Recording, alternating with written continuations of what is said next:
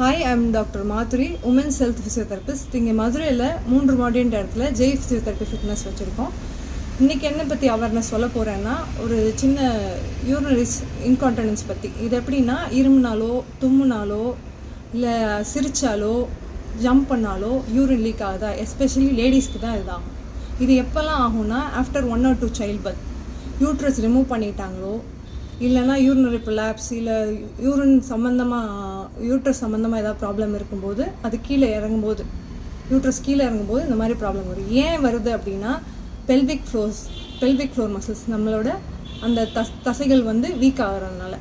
இது எப்போ இந்த லீக் ஆகுது அப்படின்னா, நம்மளோட வயிறோட அப்டாமினல் ப்ரெஷர் இன்க்ரீஸ் ஆகும்போது, இந்த வீக் மசில்ஸாக இருக்கும்போது உங்களுக்கு யூரின் உள்ளே கண்ட்ரோல் ஆக முடியாமல் ஓப்பன் ஆகி வெளியே லீக் ஆகுது. இதை பற்றி நிறைய தெரிஞ்சுக்கிறதுக்கு எங்களை காண்டாக்ட் பண்ணுங்கள். இதில் எக்ஸசைஸ் மூலியமாகவும் நியூட்ரிஷன் மூலியமாகவே சரி பண்ணலாம். எல்லா பிரச்சனைக்கும் மருந்து, மாத்திரை, சர்ஜரி மட்டுமே தீர்வு கிடையாது.